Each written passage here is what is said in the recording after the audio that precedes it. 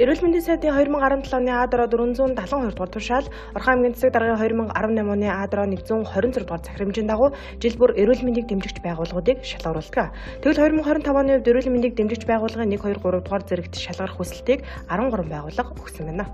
Манай баяжуулах үйлдвэр ихэд ажлын байрны төр амрах байр гэдэг тэр дуу чимээтэй орчноос бүх өрөөг ингэж гаргаа зориултын өрөөг тусгаарлаа төр ажлын байрыг ингээд шинээр 5 тийм ажлын байр хийсэн байна.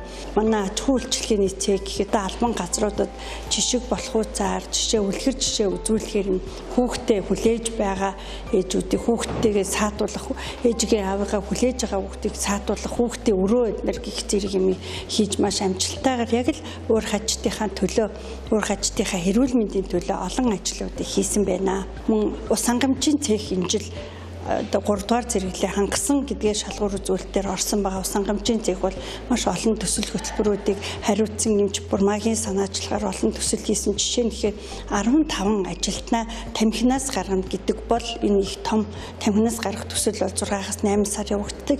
Энэ 15 хүнтэй жилж тамхинаас гаргаад 20 хүн тамхиныхаа хэрэглээг өнөөдрийн байдлаар одоо 60% бууруулсан ингээд явж байгаа төсөл байна. Энэ бол маш сайн төсөл. За манай байгууллага нь одоо Орхон аймгийнхаа бүх насны иргэдэд насан туршдаа суралцах боловсролын үйлчилгээ хүргэдэг төрийн байгууллага байгаа.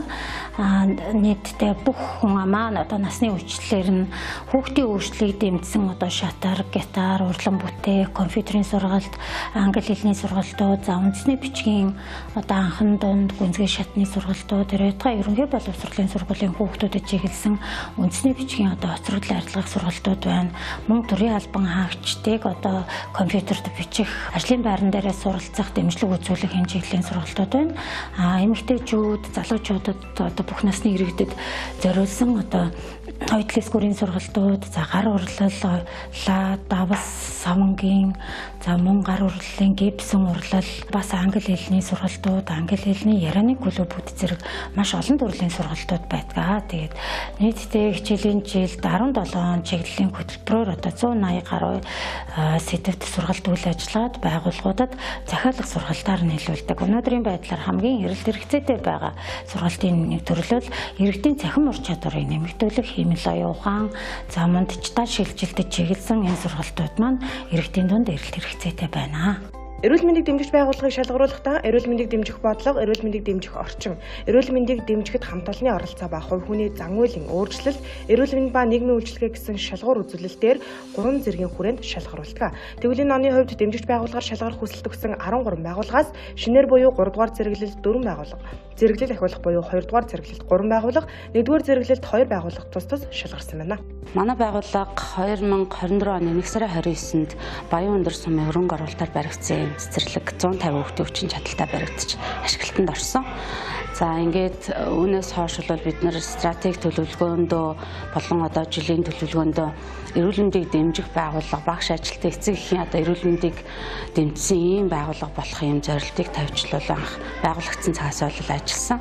За энэ чигээр бол энэ чиглэлээр бол нэлээдгүй ажлуудыг бид хийгээд 25 оныхоо 11 сарда бол эрүүл мэндийг дэмжигч байгууллага болё гэсэн хүсэлтийг бол өгсөн байгаа. Сургуулийн боловсрол бол хүүхдийн эрх хамгаалал гэдэг ийм сургалтуудыг багш нарт болон эцэг эхүүдэд за мөн одоо хүүхдүүдэд ийм зориулсан үе шаттай сургалт хөтөлбөрүүд бол нэлээдгүй явагддаг. За энэ чухалаар бол бид нэр хүүхдийн эрх хамгааллын талаар бол энэ хүүхдүүдийг хаана хүрч болохгүй өөрийгөө хамгаалах эрсдэлт нөхцөл байдалд орох үедээ одоо өөрийгөө хамгаалж сурсан байх ёстой гэдэг энэ одоо сургалтуудыг бол хүүхдүүдэд явуулдаг. За ингээд одоо манай одоо завсарлагын цаг буюу одоо өдөр тутамдаа 10 цагаас бол завсарлагын цаг явагддаг. За энэ сургалттай уялдуулаад энэ завсарлагын цагийг энэ нөгөө хүүхэд олгон өөрийн хурж болохгүй эсгүүдээ бол хөдөлгөөнтэй энэ дууг бол хүүхдүүдтэй 10 сараас эхлээд заасан. Тэгээ одоо хүүхдүүд маань бол 2 настайгаас эхлээд 5 настай бүх хүүхдүүд маань бол сурсан байгаа.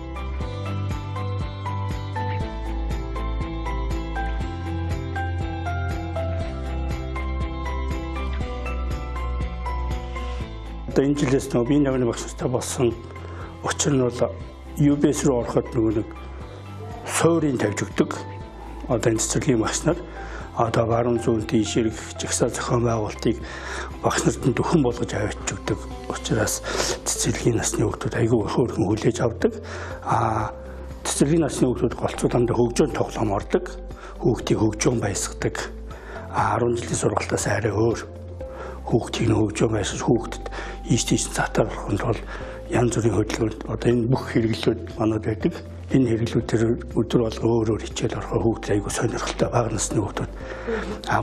Бүр бага ангийн хүүхдүүд болохоор одоо зурагтай бид нар харьцуулдаг харьцсан. Гэхдээ бага насны хүүхдүүдийн зурагтай биш хөдөлгөөнд тоглоомоор саатуулах одоо өсөж цайрайлахаас ахуулаад энэ чинь 4 бүлэгтэй байдаг шүү дээ. Бэлтгэл ахлах, дунд баг гэдэг.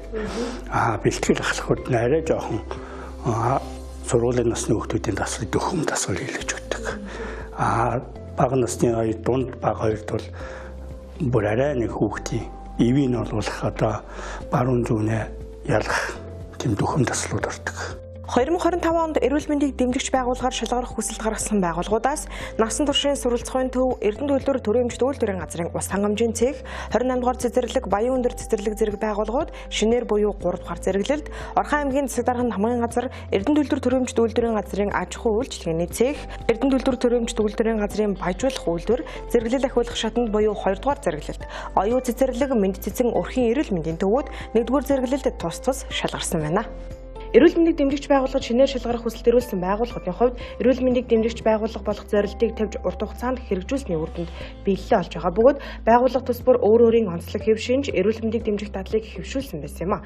Мөн тэдний зүгээс хувь хүний эрүүл мэнд нь байгууллагын эрүүл мэндтэй салшгүй холбоотой гэдгийг хэлж байлаа.